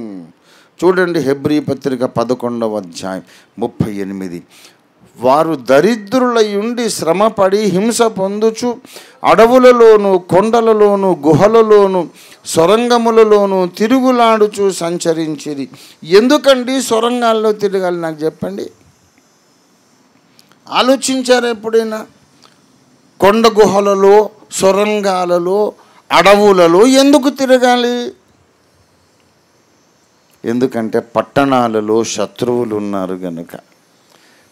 దావీదెందుకు అదుల్లాము గుహలో పోయి దాక్కున్నాడు? సౌలు చంప వెదికాడు. ఒక జంతువును వేటాడినట్లుగా అడవిలో వేటాడాడు. దేవుడు వెంటనే దిగి వచ్చి సౌలును సంహరించలేదు, దానికి చాలా టైం పట్టింది. సౌలును చంపడానికి దావీదుకు అవకాశం వచ్చింది, అయినా ఆయన నేను చంపను అన్నాడు. యెహోవా చేత అభిషిక్తుడైన వాడు, అభిషేకము పొందిన వారిని చంపి నిర్దోషి అగుట ఎవనికి సాధ్యం? నేను అలాగూ చేయను. దేవుని టైం వచ్చినప్పుడు అతడు యుద్ధమునకు పోయి చచ్చును, లేక దేవుడే తెగులు చేత అతని మొత్తును. నేనైతే నా కత్తిని అతని మీద లేపను. ఇప్పుడు అభిషేకం పోగొట్టుకున్నాడు, కానీ ఒకప్పుడైతే అభిషిక్తుడే కదా. లేదు, నేను ఆయన్ని అలా చేయనని అవకాశం వచ్చినా చంపలేదు. ఏళ్ళు గడిచిపోతున్నాయి. దావీదు ఆ కొండ గుహలో, సొరంగాలు అక్కడిక్కడ దాక్కొని తిరుగుతూ ఉన్నాడు. సౌలు దినదినము దావీదును వెదకిన యెహోవా దావీదును సౌలు చేతికి అప్పగించలేదు. దేవునికి స్తోత్రం కలుగునుగాక. హల్లెలూయా. ఇది దావీదు చేసిన శూరకార్యం. దేవునికి స్తోత్రం. హల్లెలూయా. దావీదు దేవుని సంకల్పము చొప్పున తన తరము వారికి సేవ చేసి నిద్రించాడు. మరి దేవుని సంకల్పము చొప్పున సేవ చేసే ప్రతి ఒక్కరూ కూడా తమ జీవితంలో అదుల్లాము గుహలోకి వెళ్ళాల్సిన అవసరం ఉంటుంది. ఏమండి, దావీదు వెనక నడిస్తే ఆయనకి ఏమేమి చౌరస్తాలు ఎదురని అవన్నీ మనకు ఎదురుగావా? ఏమండి, దావీదు వెనక నడిస్తే ఆయనకు వచ్చిన అనుభవాలన్నీ మనకు వస్తాయి. నిర్హేతుకముగా నన్ను ద్వేషించువారు అనేకులు, నన్ను చంప వెదుకుచున్నారు, నా శత్రువులు నా తల వెంట్రుకలను మించి ఉన్నారు అన్నాడు. కడవరి కాలములో సేవ చేయాలనుకునేవారు దావీదు అడుగుజాడల్లో నడవడానికి ఇష్టపడాలి. ఇది ఈ మధ్యాహ్న వేళ పరిశుద్ధాత్మ దేవుని సందేశం. ఈ మాట మీకు చెప్పమని దేవుడు నన్ను పంపించాడు, అందుకే నేను వచ్చాను. మనకి ఎప్పుడున్నటువంటి కంఫర్టబుల్ లైఫ్ ఎల్లకాలం ఉండదు. ఇప్పుడు బాగుంటున్నాం, మన ఇళ్లలో మనం ఉంటున్నాం, వండుకుంటున్నాం, తింటున్నాం, మన ఫ్యామిలీస్తో పిల్లలతో మనం బాగుంటున్నాం. ఈ కంఫర్టబుల్ లైఫ్ మనకు చాలా కాలం ఉండదు. త్వరలోనే మనము దావీదులాగా సొరంగాలలో కొండ గుహల్లో దాక్కొని మొదటి శతాబ్దపు సంఘములాగా దాక్కుని శత్రుబాధ చేత ప్రాణభయముతో సంచరిస్తూ సువార్త చేయాల్సిన దినాలు రాబోతున్నాయి. శత్రువుల దాడిని ఎదుర్కోవడానికి, నీ ప్రాణాన్ని నువ్వు కాపాడుకోవడానికి అడవుల్లో సంచరిస్తూ ఆత్మలు సంపాదించాల్సిన రోజులు రాబోతున్నాయి. సేవ అనేది సుఖంగా జరిగే రోజులు ఇక మునుముందు రావు. సేవ అంటే ప్రాణాలకు తెగించడం, సేవ అంటే చావుకు సిద్ధపడడం, సేవ అంటే శరీర సుఖాలను త్యాగం చేయడం, సేవ అంటే క్షణక్షణం ప్రాణభయంతో బ్రతుకుతూనే సువార్త ప్రకటించటం. అలాంటి ఉన్నతమైన సేవ కొరకు ప్రతి దైవజనుడు సిద్ధపడాలి. ఓఫిర్ మినిస్ట్రీస్ కావచ్చు, వేరే మినిస్ట్రీస్ కావచ్చు, మెయిన్ లైన్ చర్చెస్ కావచ్చు, ఇండిపెండెంట్ ఫెలోషిప్స్ కావచ్చు. There is no discrimination, no difference at all. నేను యేసు ప్రభు సువార్త ప్రకటిస్తాను అనుకున్న ప్రతి ఒక్కరూ కూడా విడుదల పొందనొల్లక యాతన పెట్టబడి శూరకార్యము కొరకు సిద్ధపడాలి. మేము దేవుని వలన శూరకార్యాలు చేస్తాం అన్నాడు దావీదు. ఏంటయ్యా శూరకార్యం? ఏమండి, ఎలుగుబంటును సింహాన్ని చీల్చాడు, కొట్టి చంపాడు, సరే బాగానే ఉంది. మరి సౌలు నిన్ను ఎదిరించినప్పుడు, అబ్షాలోముని మీద తిరుగుబాటు చేసినప్పుడు అడవులు పట్టుకొని తిరగల, అది విశ్వాసమే. సౌలు చేత తరమబడుచు కన్న కొడుకు చేత కుట్రకు బలైపోయి ఎదురు తిరిగి, ఆ కన్న కొడుకే ఎదురు తిరిగి దావీదును కుట్రకు బలి చేసినప్పుడు ప్రాణభయంతో అడవుల్లో సంచరిస్తూ దేవుని సంకల్ప ప్రకారమైన సేవ దావీదు చేశాడు. ప్రభునందు ప్రియులారా, రానున్నది గడ్డు కాలము, రానున్నది శ్రమల కాలము, రానున్నది పరీక్షా కాలము, రానున్నది మీరు ప్రాణభయముతో సంచరిస్తూ తిరిగి సేవ చేయాల్సిన కాలం రాబోతుంది. టైం దగ్గరికి వచ్చేసింది. ఇవాళ నేను చెబుతున్నాను, సువార్తను శక్తివంతంగా ప్రకటిస్తూ, లాజికల్గా ప్రకటిస్తూ, ప్రజల మనస్సులను కన్విన్స్ చేయడానికి సరైన ఆధారాలతో, నిరూపణలతో సువార్త ప్రకటిస్తున్నటువంటి కారణం చేత దేశంలోని మతోన్మాద శక్తులు మొత్తం నా మీద కత్తికట్టారు. హైందవ క్రైస్తవం పుస్తకం హిందీలోకి వెళ్ళింది, కన్నడ భాషలో రాబోతుంది, భారతదేశ భాషల్లోకి వెళ్ళిపోతుంది. దాంట్లో ఉండి ఆర్గ్యుమెంట్ని ఎవరు కాదనలేకపోయారు. నిరూపించాను నేను. భారతదేశపు ప్రాచీన గ్రంథాల్లో యేసును గూర్చిన ప్రస్తావన ఉన్నది. ఇది విదేశీ మతం కాదు. నచ్చితే నమ్మండి, లేకుంటే వదిలేయండి. బలవంతమేమీ లేదు, కానీ కళ్ళకు కనబడుతున్న వాస్తవం ఇది. సహృదయంతో ఆలోచించండి, నచ్చితే నమ్మండి, లేకపోతే వదిలేయండి అని మనం చెప్పిన దానికి వాళ్ళకు పుండు మీద కారం చల్లినట్టు ఆగ్రహం కలిగింది. మామూలుగా నేను ప్రాస్పెరిటీ గాస్పెల్ చెప్పుకున్నాను అనుకోండి, మా గుడికి రండి మీకు బోలెడు డబ్బులు వస్తాయి, యేసయ్యను నమ్మండి మీకు చాలా డబ్బులు వస్తాయి అని చెప్తే నన్ను ఎవడు పట్టించుకోడు. కానీ యేసే రక్షకుడు, మరొక దారి లేదని నిరూపించినందుకు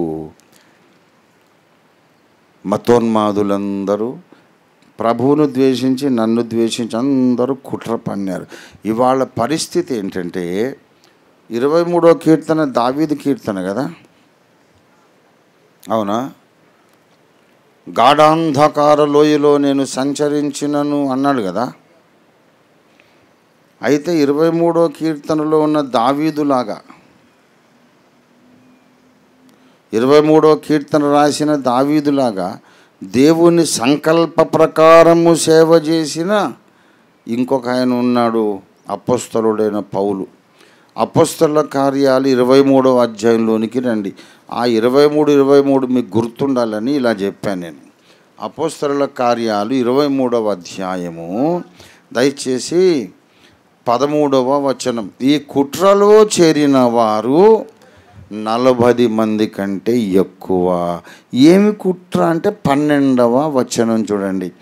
ఉదయమైనప్పుడు యూదులు కట్టుగట్టి తాము పౌలును చంపు వరకు అన్నపానములు పుచ్చుకొనమని ఒట్టు పెట్టుకొనిది.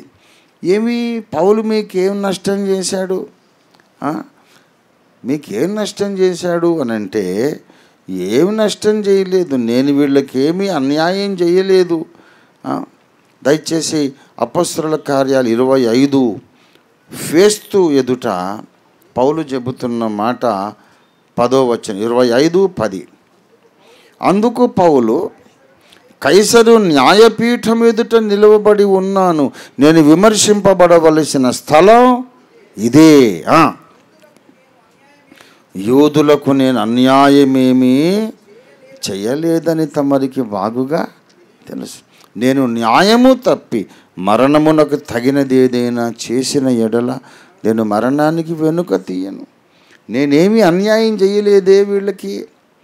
నన్ను చంపితేనే కానీ అన్నపానాలు పుచ్చుకోమని ఒట్టు పెట్టుకున్నారు వీళ్ళు. ఏమీ అంత కోపం ఎందుకు అంటే, వాడు మా ఇంట్లోకి వచ్చాడు, మా పెళ్ళాన్ని ముట్టుకున్నాడు, ఇంకేదో చేశాడు, మిస్బిహేవ్ చేశాడు, నాదొక రూపాయి తిన్నాడు అనేది కాదు ఇక్కడ.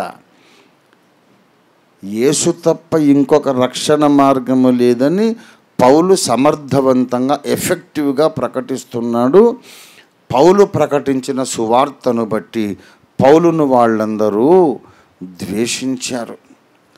ప్రభునందు ప్రియులారా, దయచేసి చూడండి, అపోస్తలుల కార్యాలు 23వ అధ్యాయము 28 చూడండి. వారు అతని మీద మోపిన నేరమేమో తెలుసుకొనగోరి నేను వారి మహాసభ యుద్ధకు అతనిని తీసుకొని వచ్చి తిని, వారు తమ ధర్మశాస్త్ర వాదములను గూర్చి అతని మీద నేరము మోపిరే గాని మరణమునకైనను బంధకములకైన తగిన నేరం అతని యందు ఏమీయూ కనపరచలేదు. ఏదో తప్పు చేశాడని కాదు, అతడంటే మాకు ఇష్టం లేదు. ఎందుకంటే ధర్మశాస్త్రానికి అతను కొత్త భాష్యం చెబుతున్నాడు. ఇంతవరకు మేము నమ్మింది కాక కొత్త భావం ధర్మశాస్త్రంలో నుండే చెబుతున్నాడు. ఇది మా ఇగోను హర్ట్ చేస్తాము, మా అహాన్ని గాయపరుస్తుంది.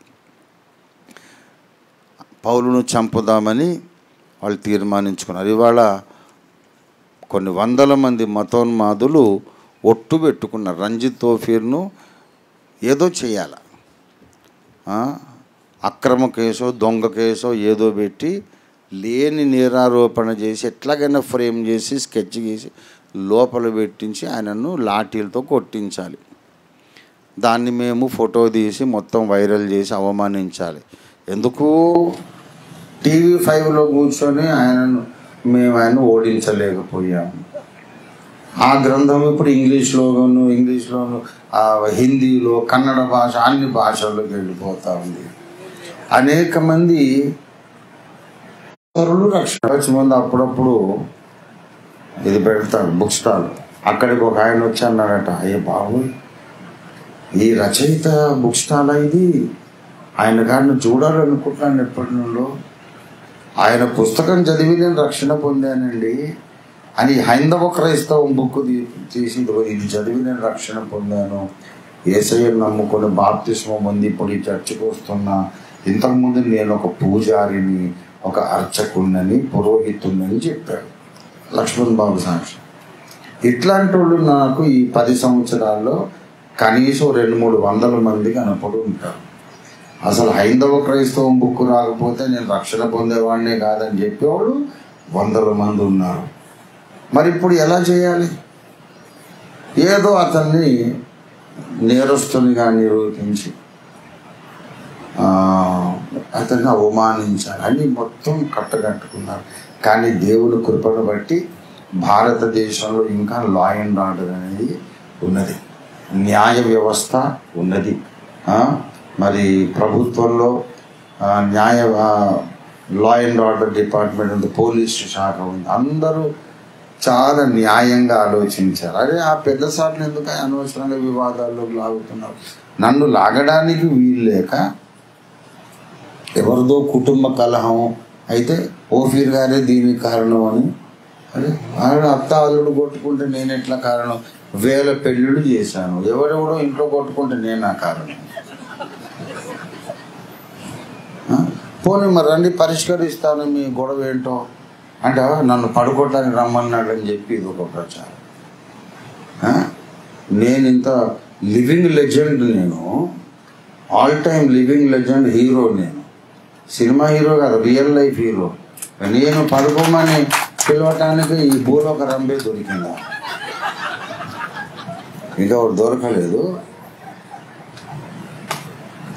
What she is thinking? నన్ను పడుకోవడం, ఆమెను పడుకోమని నేను ప్రాస్టేట్ క్యాన్సర్ ఆపరేషన్ అయినాక పిలిచిందట. ఏమన్నా అర్థం ఉందా? గర్భసంచి తీసేసిన అమ్మాయికి ఇప్పుడు 9వ నెల గర్భిణి అని చెప్పినట్టు తలకాయ లేదు, ఏమి లేదు. అయితే ఇవన్నీ అబద్ధమని తెలుసు.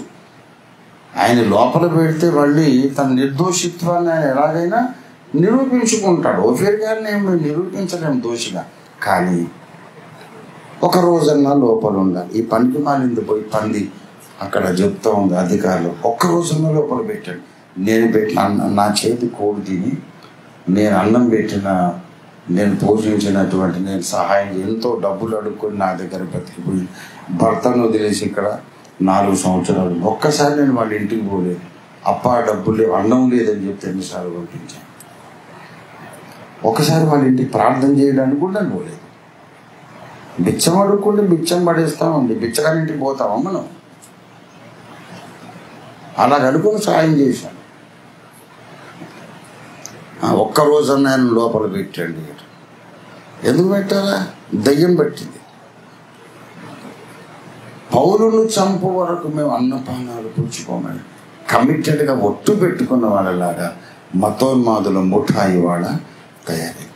ఇవాళ మనం న్యాయ పోరాటం చేస్తున్నాం, లీగల్ బ్యాటిల్, చట్టబద్ధంగా. ఎవరిని మనం కొట్టము తిట్టము, కానీ చట్టమే ఉంది, చట్టమే మనం రక్షిస్తుంది. ప్రభుత్వం ఉంది, ప్రభుత్వమే మనం రక్షిస్తుంది. మనం ఎవరిని కొట్టం తిట్టాం, మనకెందుకు? వాళ్ళని కొట్టి మన చేయి మురికైపోతుంది.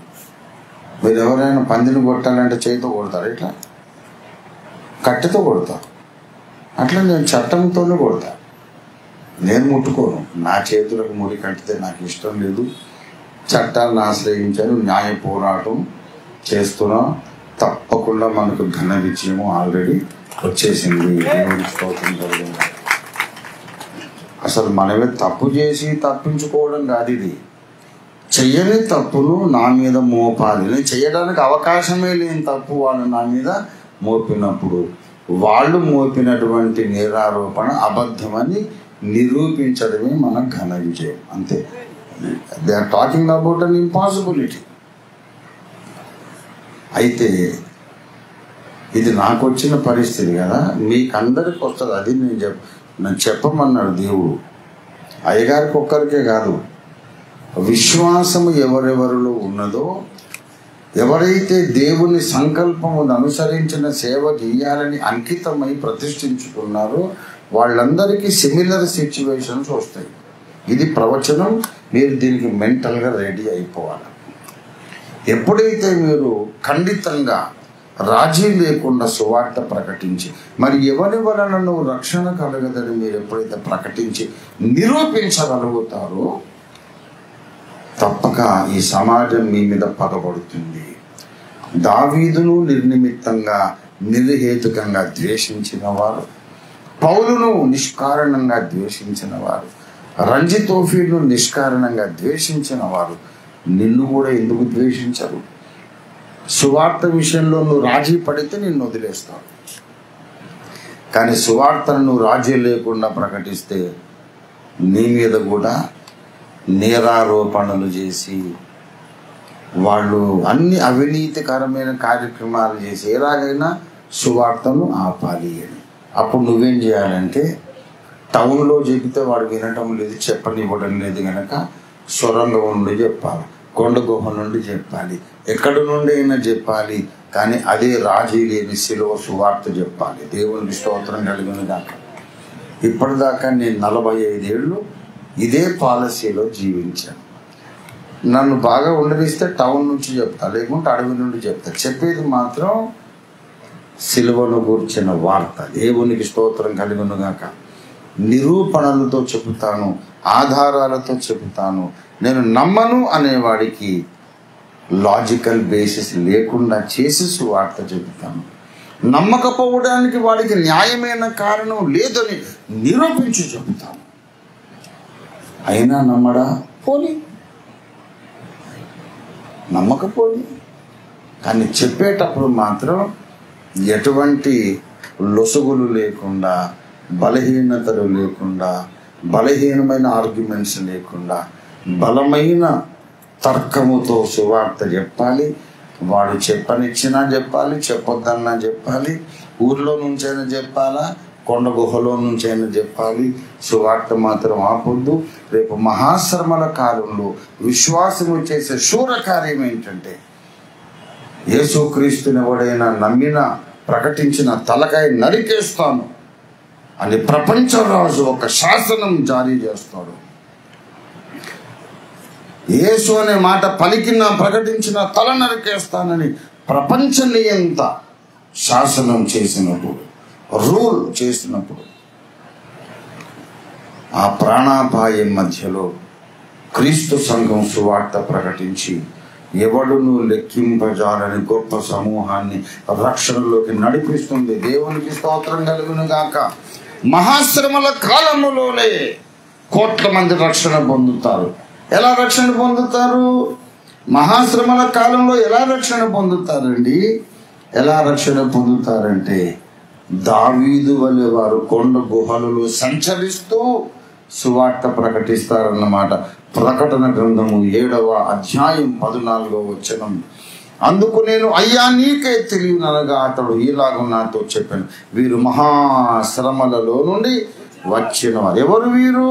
ఎవరు వీరంటే 9. అటు తర్వాత నేను చూడగా ఇదిగో ప్రతి జనములో నుండి, ప్రతి వంశములో నుండి, ప్రజలలో నుండి, ఆయా భాషలు మాట్లాడు వారిలో నుండి వచ్చి ఎవడునూ లెక్కింపజాలని ఒక గొప్ప సమూహము కనబడింది. సింహాసనాసీనుడైన మా దేవునికి నీ గొర్రె పిల్లకును మా రక్షణ కొరకై స్తోత్రమని ఆరాధిస్తున్నారు మహాశబ్దంతో. ఎవడు లెక్కింపజాలట ఇన్ని కోట్ల మంది. ఎవరయ్యా వీరంటే మహాశ్రమల కాలంలో రక్షణ పొందారు. దేవుడి స్తోత్రం కలుగునుగా. శ్రమల కాలం రాకముందే సువార్త సరిగా చెప్పరు బోధకులు.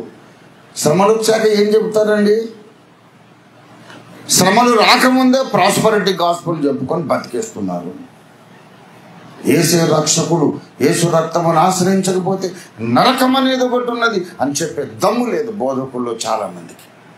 నరకాన్ని గురించి మాట్లాడరు. నరకాన్ని గురించి మాట్లాడితే ప్రజలు రారండి అంటాడు. ఈ ఫ్రీ టైంలోనే స్వేచ్ఛాపూర్వక వాతావరణంలో సువార్త సరిగా చెప్పడు. మహాశ్రమలో చెప్తాడా? ఎవరు చెప్పినా చెప్పకపోయినా ఓఫిర్ మినిస్ట్రీస్ వాడు మాత్రం చెప్పి తీరుతారు. దేవుడి స్తోత్రం కలుగును గాక. ఎందుకంటే శ్రమలు వచ్చినా రాకపోయినా మేము విశ్వాసం మీద బ్రతికాం, విశ్వాసముతోనే అనేక శూరకార్యాలు చేశాం, విశ్వాసముతోనే శ్రమల మధ్యలోనే రాజీ లేకుండా సువార్త ఇప్పటిదాకా ప్రకటించాం, ఇక ముందు కూడా ప్రకటిస్తాం. రంజిత్ తోఫీర్ బ్రతుకుంటే ఆయన చెప్తాడు, రంజిత్ తోఫీర్ ఒకవేళ లేకపోయినా సరే లక్షల మంది ఓఫీర్లు తయారై ప్రపంచాన్ని సువార్త శక్తితో కుదిపి కదిలించి రక్షణలో నడిపిస్తారు. దేవుని స్తోత్రం కలుగును గాక. హల్లెలూయా. విశ్వాసానికి ఉన్నటువంటి లక్షణం ఏంటంటే ఎదురైన పరిస్థితులకు అనుగుణంగా తన పాలసీలు మార్చుకుంటూ దేవుని కార్యక్రమాన్ని మాత్రం పూర్తి చేస్తుంది. అది విశ్వాసం చేసే పని. దేవుని స్తోత్రం. పరిస్థితులు మారినాయి, పరిస్థితులు మారినప్పుడు విధానం మార్చుకుంటుంది. విధానం మార్చుకున్నా సరే చేసేది మాత్రం దేవుడు నిర్ణయించిన ప్రణాళిక. అది మీరేమి భయపడొద్దు. ఇప్పటిదాకా నన్ను ఎవరు ముట్టుకో, ఏం జరిగినా సరే నేను నగరము నుండైనా, కొండ గుహ నుండైనా, సొరంగం నుండైనా పౌలు ప్రకటించిన సువార్తను ఖండితంగా ప్రకటించి తీరుతాను.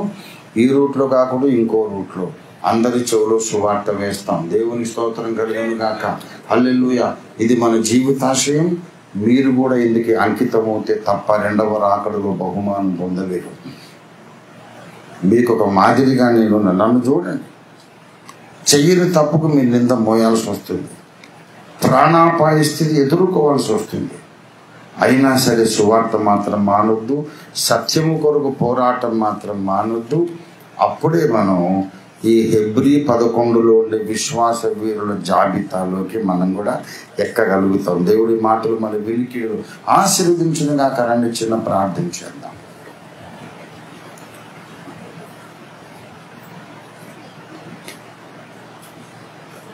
హల్లెలూయా. రిఖరదరబ సహురాదరబ శిఖందరయాదరబ ఓరియందరదరహురయావరబ శిఖందరయాదరబ. ప్రభువా నీకు వందనాలు. ఎన్ని కష్టములు వచ్చినా, నష్టములు వచ్చినా, ప్రాణాపాయ స్థితి వచ్చినా, ఇరుకులు ఇబ్బందులు ఎదురైనా, నిందలు, తిరస్కారాలు, అవహేళనలు ఎదురైనా మడమ తిప్పక, మెడవంచక ధైర్యంగా నీ సువార్త ప్రకటనలో ముందుకు సాగిపోతానయ్యా. నాకు అటువంటి మనోబలం తెచ్చి, అలాంటి ప్రార్థనా బలం, అలాంటి ఆత్మబలం దయచేయండి, పరిశుద్ధాత్మ శక్తి దయచేయండి, ఆత్మాభిషేకం నాకు దయచేయండి. పౌలుకు వ్యతిరేకంగా కుట్ర చేసినట్టు ఇవాళ నీ దాసులు అనేక మందికి వ్యతిరేకంగా కుట్ర చేస్తున్నారు. అనేక మందిని దాసులు సువార్త ప్రకటిస్తున్నారు, సువార్త విరోధులు కుట్ర చేస్తున్నారు. తండ్రి, అసత్యమైనటువంటి ఆరోపణలు చేసి చంపుతామని చూస్తున్నారు. ప్రభువా, అదే పరిస్థితి నాకు వచ్చినా సరే నేను మాత్రం వెనక్కి తిరగను నాయన. ఆ పరిస్థితి నాకే వచ్చినా సరే నేను ఆఖరి శ్వాస పీల్చి వదిలేదాకా యేసే రక్షకుడు మరొక దారి లేదని ప్రకటిస్తూ ఊపిరి విడుస్తాను తండ్రి. అందుకు నన్ను బలపరచండి అని తీర్మానించుకునే వాళ్ళు ఎవరైనా ఉంటే చేతులెత్తి ప్రభువును స్తుతించి ప్రార్థించండి.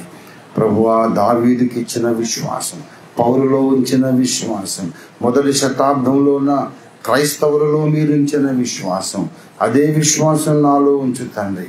రాబోతున్న మహాశ్రమల కాలములో లెక్కింపలేని అంతమంది ఆత్మలను రక్షించే సువార్త సైన్యములో నన్నుంచు తండ్రి అని ప్రార్థన చేద్దాం.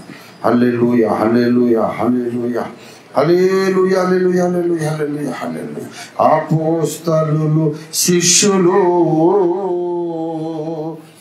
అపనిందలు, హింసలు,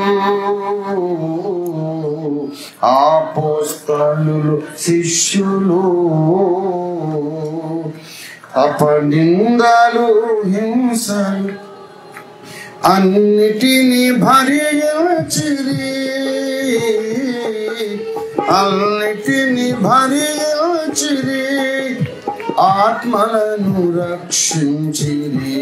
ఏది నీ సాక్ష్యం, ఏది నీ త్యాగం, యేసు వార్తను చాటింపను, ఎలా నిర్లక్ష్యము లేచిరారము ఓ క్రైస్తవా, ఇది నీ సాక్ష్యము.